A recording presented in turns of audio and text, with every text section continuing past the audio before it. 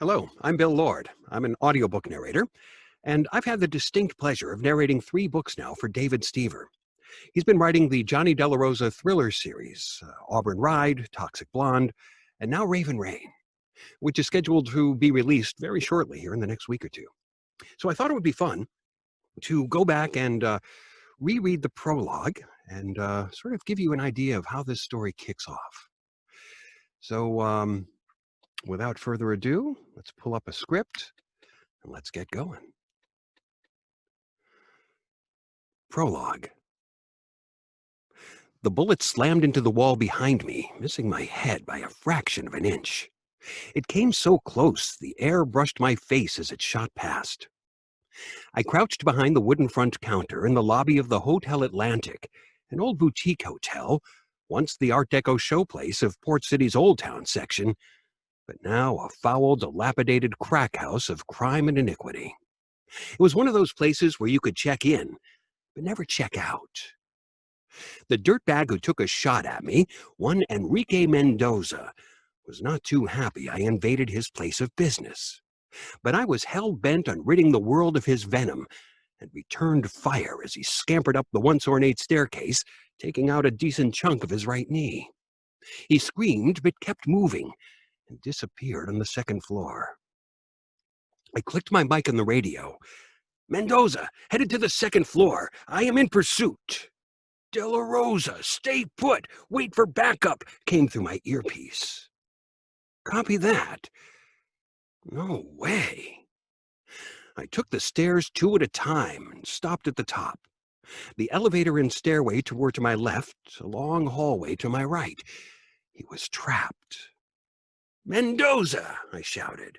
"Nowhere to go. Don't make this difficult." The hallway offered no place to take cover.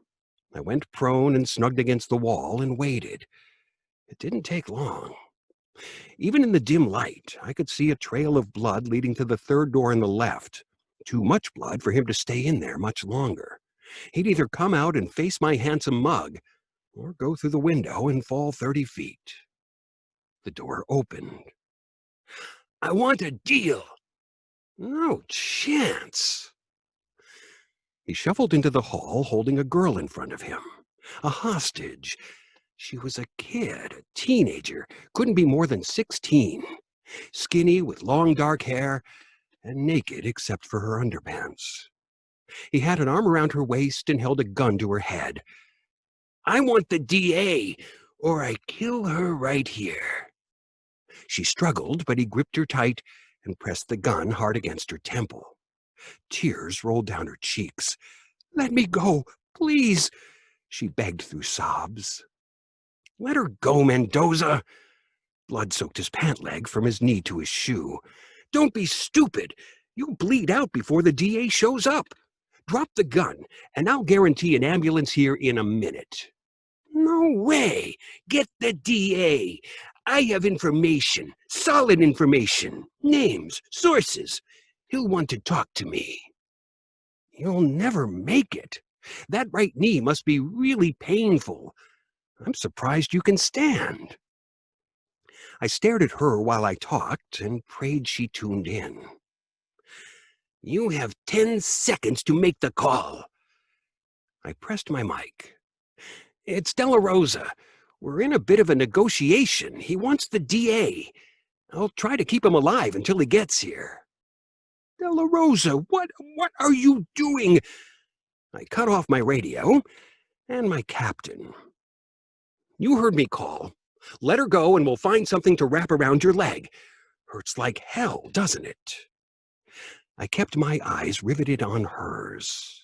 "Come on, baby. You need to get off the leg. That right knee, you're bleeding out."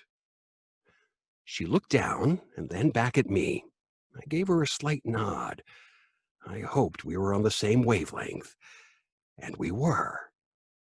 In one swift motion, she brought her right leg up high, then slammed her foot back into his knee. He screamed and fell, landing hard on his back. She darted into the room, and I emptied my magazine into his body. I pressed my mic. "Don't interrupt the DA's golf game. Situation contained. Mendoza is down. Need the meat wagon. And child services, too. I got to my feet and checked Mendoza for a pulse. Gee, too late. I stuck his gun in my pocket and went into the room. She wasn't there. Hey, where are you? You did great. You read my mind. I clicked on the bathroom light, and roaches scattered to the corners. No girl. Black grime lined the toilet bowl and the sink. I guess housekeeping skipped this room. A full-sized bed with a sagging mattress, threadbare sheets, and an old army blanket bunched up in a ball was in the center of the room. A small TV sat on a dresser with a microwave oven, a box of cereal, and 2 boxes of microwave popcorn. A trash can in the corner overflowed with fast food bags and soda cans. More stains than I could count dotted the worn carpet. Was she living here in this squalor? Or working? Or both? I opened the closet door. She was on the floor, hugging her knees to her chest. I reached out. Come on, let's get you out of here. I know you were scared, but it's over. She didn't move. The only other thing in the closet besides the girl was a ratty gray zip-up hoodie on a hanger. Why don't you get dressed? She shook her head. You can't stay here. She would not budge. What's your name? Nothing. Do you have clothes? I asked. The dresser had 2 drawers. I opened the top one and found a t-shirt, a pair of jean shorts, and 2 pair of underwear, and a box of condoms. Is this all your clothes? The bottom drawer was full of junk. Papers, a man's shoe, pens, pencils, 2 bottles of whiskey, a carton of cigarettes, and a lot of trash. Tell me your name. Mine is Johnny. I'm with the police, and I want to help you. Come on out. You'll be safe now. I took the few pieces of clothes from the drawer and placed them on the bed, then went back to the closet and offered a hand. Come on. She shook her head. You can't stay here. Child services is on the way. Well, that moved her. No, please, they'll put me in the system. I can't do that. She jumped up and grabbed my arm. Please don't. I don't want to be in the system. I'm fine on my own. You are not fine. You're turning tricks. Are you using? No, I swear, man, I don't use. I held her wrists and scanned her arms.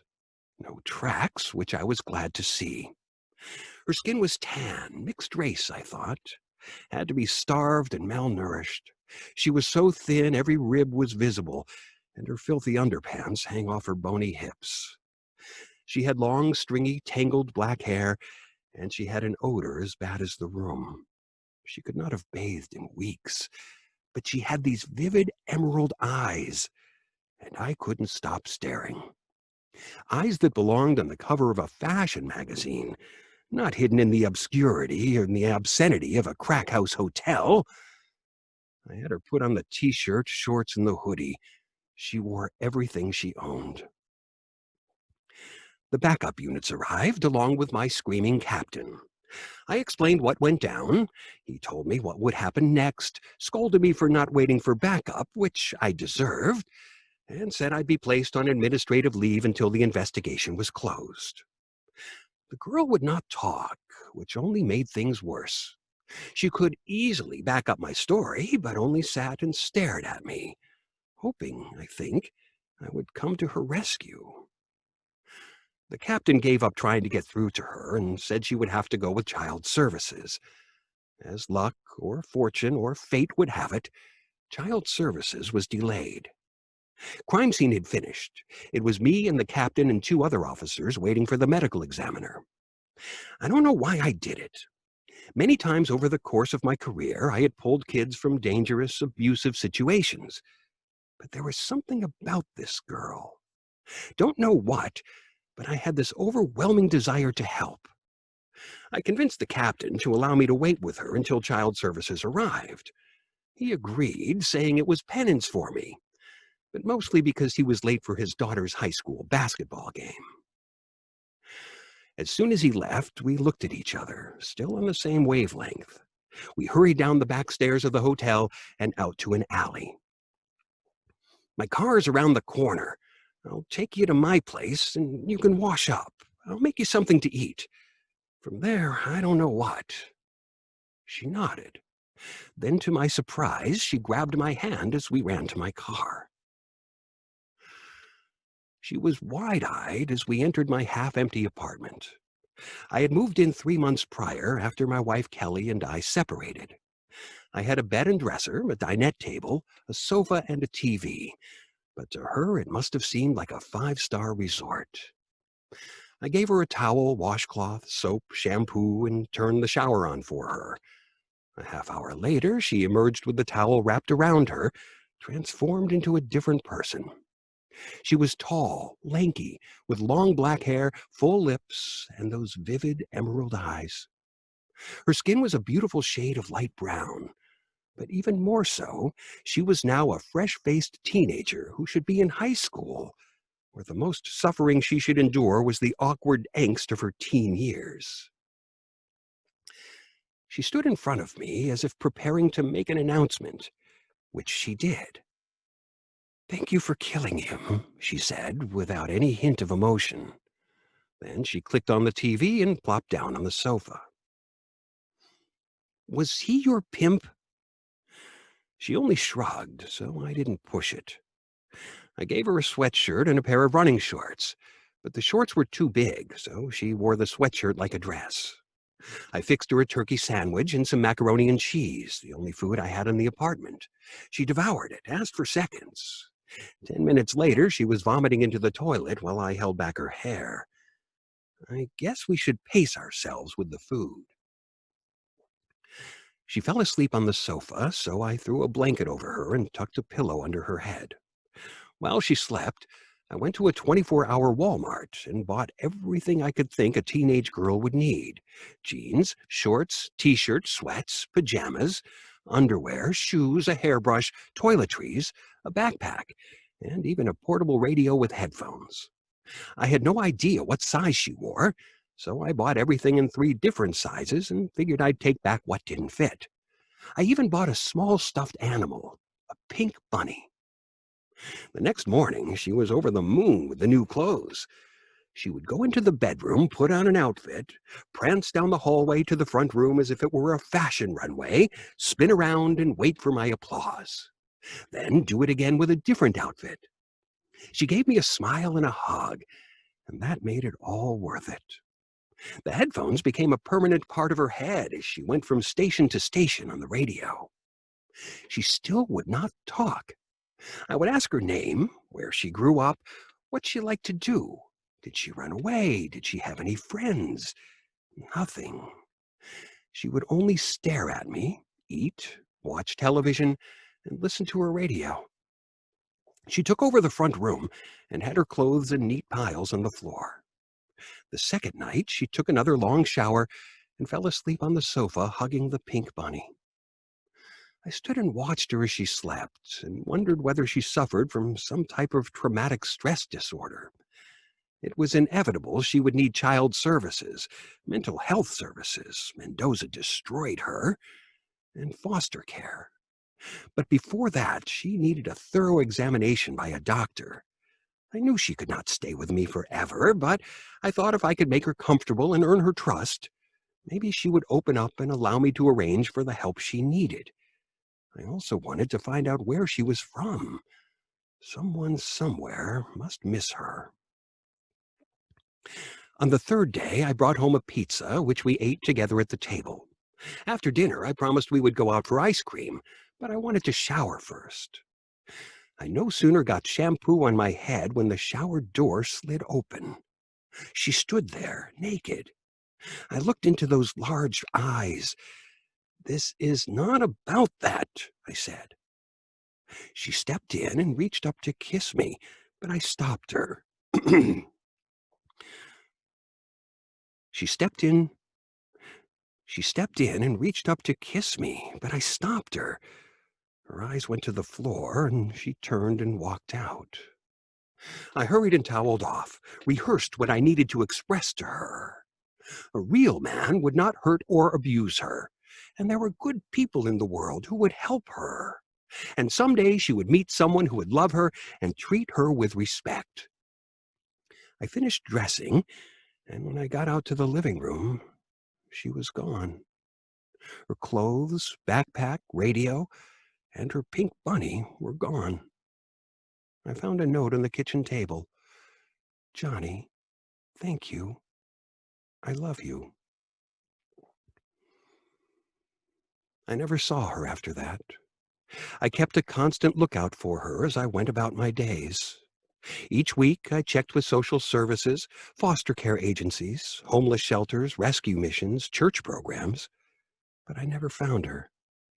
I quit after a few months, but I never stopped thinking about her and where she might be, what she was doing, who she was with. Was she safe or back on the street at the only life she knew?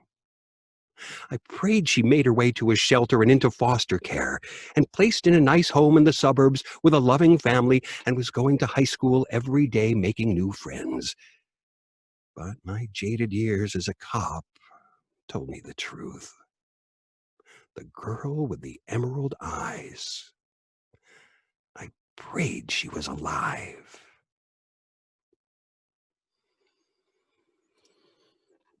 And there you have it, the prologue of Raven Rain, available soon wherever audiobooks are sold. I hope you'll support the book and David Stever. He's a fantastic author, and I look forward to doing another one of these soon. Take care.